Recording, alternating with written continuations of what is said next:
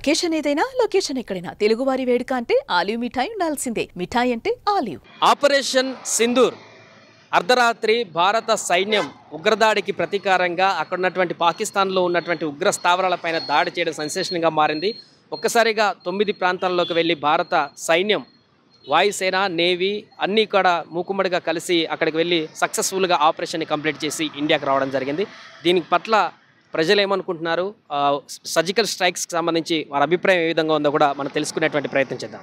ఇప్పుడు ఆపరేషన్ సింధూర్ భారత్ చేపట్టడం పట్ల ఎట్లా చూస్తున్నారు? ఇది ఒక మంచి పరిణామంగా పరిగణిస్తున్నాం. ఎందుకంటే అక్కడ స్టేట్లో అయినా సెంటర్లో అయినా మోడీజీ మన ప్రభుత్వం, భారత ప్రభుత్వం అందరితో కలిసి కాంగ్రెస్ అయినా బీజేపీ అయినా మిగతా అదర్ పార్టీస్తో కూడా ఒప్పందం చేసుకొని, అలాగే అజిత్ దోవల్ గారు అలాగే అమెరికన్ క్యాండిడేట్తో ఒప్పందం చేసుకొని నిన్న నైటు మాక్ డ్రిల్ అని చెప్పి ఇండియాలో ఒక హైప్ క్రియేట్ చేసి సడన్గా పాకిస్తాన్ మీద అటాక్ చేయడం అది చాలా సంతోషంగా ఉంది. అలాగే పాకిస్తాన్ అయినా చైనా అయినా ఇండియా మీదకి రావాలంటే మళ్ళీ ఉచ్చబోసుకోవాలి. అలాగే మనకి ఇతర దేశాల నుంచి వచ్చే సపోర్ట్ కూడా అభినందనీయం. Because of Modi will achieve everything. ఇప్పుడు ఉగ్రవాద దాడి తర్వాత ఇప్పుడు రివెంజ్ ఇది సరిపోయిందంటారా, ఇంకా చేయాల్సింది ఉందంటారా? రివెంజ్ సరిపోదు. ఎందుకనంటే జస్ట్ ఇది ఒక హైప్ ఇవ్వటం కోసం, ఇది trailer, we can say the trailer. ఇది మనం ముందు కూడా చాలా సినిమా చూస్తాం. అలాగే పాకిస్తాన్ ఎవరైతే డిఫెన్స్ మినిస్టర్ ఎవరైతే ఉన్నారో, అలాగే ఎవరైతే ఉగ్రవాదులు ఉన్నారో వాళ్ళని ముప్పు పెట్టడానికి భారత ప్రభుత్వం ఎల్లవేళలా కృషి చేస్తుందని నేను సంతోషిస్తున్నాను. అలాగే పాక్ ప్రధాని నిన్న దాడి జరిగిన తర్వాత ఒక స్టేట్మెంట్ ఇచ్చారు. మేము ఖచ్చితంగా భారత్కి బదిలిస్తాం, ఖచ్చితంగా భారత్ తాత్కాలిక ఆనందాన్ని శాశ్వతంగా ముగిస్తామంటూ ఆయన ఒక రకంగా యుద్ధం చేస్తాం మేము రెడీ అన్నట్టుగా కామెంట్ చేశారు. ఎట్లా చూడొచ్చు? వాళ్ళు యుద్ధం చేస్తే ఇండియా కూడా ఏమీ లేదు, ఇండియా దగ్గర కూడా అన్ని పవర్స్ ఉన్నాయి, ఇండియా కూడా రెడీగా ఉంది యుద్ధం చేయడానికి. యుద్ధం చేస్తే ఎవరి క్లాస్ 150 కోట్ల నుంచి అది ఒక మన తెలంగాణ స్టేట్ అంతా ఉంటుంది పాకిస్తాన్, మోర్ దెన్ తెలంగాణ అంతే. సో దానికి మనం భయపడాల్సిన అవసరం కూడా లేదు. ఇండియన్ ఎక్స్ ఆర్మీస్ కూడా చెప్తున్నారు ఇంటర్వ్యూస్లలో, వాళ్ళ యుద్ధం వస్తే మేము రావడానికి రెడీగా ఉన్నామని. ఎక్స్ ఆర్మీ కూడా చాలా బదిలిస్తుంది, అన్ని ఛానల్స్ కూడా ఇంటర్వ్యూ ఇస్తుంది. దీనికి మేము రెడీగా ఉన్నాం అన్నమాట. ఆపరేషన్ సింధూర్ सर्जिकल स्ट्राइक ఎట్లా చూస్తారు? ये अटैक बहुत पहले कर देना था, ये अभी तक इतना बर्दाश्त नहीं करना था, बहुत पहले हो जाना था। ये जो भी है बहुत जल्दी करना। रिवेंज अच्छा है, बहुत अच्छा है। ఇప్పుడు పాకిస్తాన్ కూడా యుద్ధం చేస్తా ఉంటుంది ఈ దాడి తర్వాత. पाकिस्तान क्या है, एक छोटा मुल्क है, वो एक हमेशा इंडिया पे जो सो अपने देश पे हमेशा जुल्म करते हुआ आ रहा उन्हें, उसको जो सो ख़त्म कर देना, हमेशा का से मिटा देना, उसको हमेशा का से ख़त्म कर देना उसको। ఆపరేషన్ సింధూర్ ఎట్లా చూస్తున్నారు? భారత్ పై పాకిస్తాన్లోకి వెళ్ళి ఉగ్రస్థావరాలు మట్టుపెట్టడం ఎక్సలెంట్ అన్నది. పక్క దేశం, అది చిన్న దేశం అన్నది పాకిస్తాన్, కానీ అక్కడ ఎక్కువ నక్సలైట్ ఎక్కువ, టెర్రరిస్ట్ ఎక్కువ, ఉగ్రవాదం ఎక్కువ. పాకిస్తాన్ ఏటి లేదన్న, తిండికి కూడా ఆసిపోతారు అన్న. మన ఇండియా నుంచి వెళ్ళకపోతే తిండి కూడా వాళ్ళకి లేదన్న. వాళ్ళది ₹1 తక్కువైనా, మనది ₹1 తక్కువైనా, మన ఇండియా నుంచి వెళ్ళకపోతే ఇంక లేదు, వాళ్ళకి బతికే లేదన్న. ఎందుకంటే డాడీ చేశారు, మోడీ సార్ మంచిగా చేశారు. కొట్టాలంటే అలా కొట్టాలన్న, దెబ్బ తగిలి తెలగొండాలంటే నొప్పి కనబడిపోవాలి వాళ్ళకి. ఇప్పుడు పాక్ కూడా మళ్ళీ యుద్ధం చేస్తూ ఉంటుంది ఈ నేపథ్యంలో. పాక్ చేయలేదన్న, మన సర్వీసింగ్ బోల్డ్ అన్న. కాశ్మీర్ దగ్గర కాయాలంటే ఆపలే వాళ్ళకి, ఎందుకంటే మనది సైన్యం ఎక్కువ, పౌరుషం ఎక్కువ. మనకు ఒకటి కావాలంటే ఒకటి వదిలేయాలి. కాకపోతే ఏంటంటే మోడీ సార్ మంచిగా చేస్తున్నారు. మొత్తం బంగ్లాదేశ్ కూడా ఆపేశారు. వెస్ట్ బెంగాల్లో ఉన్న బంగ్లాదేశ్లో చాలామంది దూరిపోయారు అన్న. మనకి వాళ్ళ వల్ల మనకి పనులు కూడా తక్కువ అయిపోయినాయి. ఆపరేషన్ సింధు ఏదైతే డిసిషన్ తీసుకుందో గవర్నమెంట్, ఇంతకుముందు తీసుకునే డిసిషన్స్కి క్వైట్ ఆపోజిట్ ఉంది. జస్ట్ లైక్ కాశ్మీర్ ట్రీటీ కానీ, అంతకుముందు 1947లో గవర్నమెంట్ తీసుకున్న డెసిషన్ కానీ, దానివల్ల ఈ టెర్రరిస్టులకి మన దేశంలో ఎంట్రీ అవ్వడానికి ఒక మంచి అవకాశం దొరికింది వాళ్ళకి.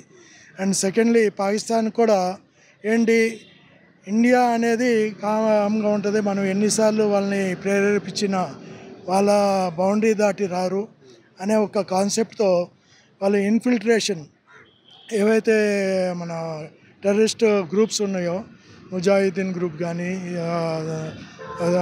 లష్కరే తోబా కానీ వీటన్నిటికీ సపోర్ట్ ఇస్తూ వాళ్ళని ఉసుగొల్పి ఇండియాలో ఒక అన్స్టెబిలిటీ క్రియేట్ చేయడానికి జమ్మూ కాశ్మీర్లో పాకిస్తాన్ ఒక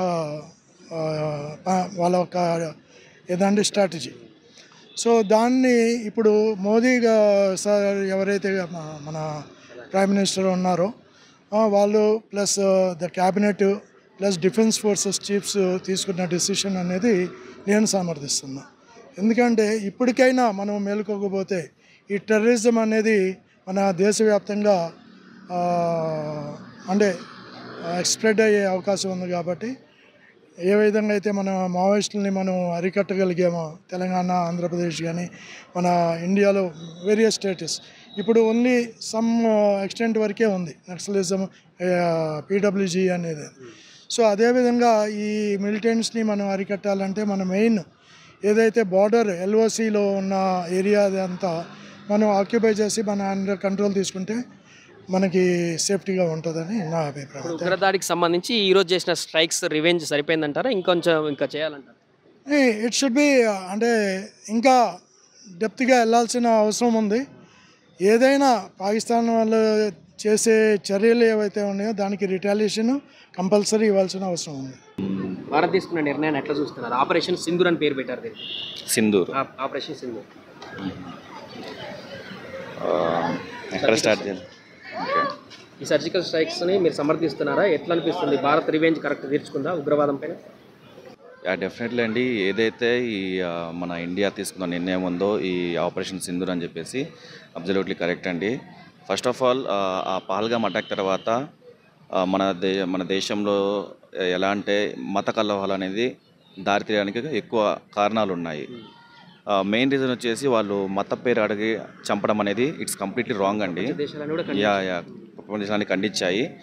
అది దట్టు వాళ్ళు ఏ మతం అని అడిగి చంపడం అనేది బాగా ఇంపాక్ట్ పడుతుంది మన ఇండియా మీద. సో ఇది ఒక మంచి రివెంజ్ అని చెప్పి అనుకుంటున్నాను. ఇలాంటప్పుడే మనం ఒక యునైటెడ్గా ఉండి మనమేంటో ఇక్కడ మన ఇండియాలో అందరూ ఉన్నారండి. బతుకు తెరువు కోసం మన ఇండియాకి చాలామంది వస్తుంటారు ఇక్కడ. సో ఇక్కడ ముస్లిం, హిందూ ఇలా మత తేడాలు ఏం లేవు. ఇలాంటప్పుడు మనందరం యునైటెడ్గా ఉండి ఎదుర్కొంటే కంపల్సరీగా మనకు ఈ వార్ అనేది ఖచ్చితంగా మనము విన్ అవుతామండి. పాక్ ప్రధాని ఇప్పటికీ అంటున్నాడు ఈ దాడి నిన్న జరిగిన తర్వాత మేము ఖచ్చితంగా భారతదేశానికి బదులిస్తాం, వాళ్ళు చేసిన ఈ స్ట్రైక్స్కి సంబంధించి మేము రివెంజ్ తీర్చుకుంటామని ప్రధాని షహబాజే కామెంట్ చేస్తున్నారు. ఒకవేళ వాళ్ళు యుద్ధం చేసేటువంటి ఛాన్స్ ఉందా పాకిస్తాన్? ఏదన్నా కానివ్వండి, మనకు ఐక్యరాజ్య సమితి ఒకటి ఉంటుంది మనకు, ఓకేనా. వాళ్ళు ప్రతి ఏదైనా కానీ ఒక శాంతియుతంగా చేద్దామని చెప్పి చూస్తున్నారు. బట్ ఇక్కడ ఏంటంటే రెండు దేశాల మధ్య కాదు యుద్ధం, ఒక ఉగ్రవాదానికి మనం జరిగిన లాస్కి, ఓకేనా.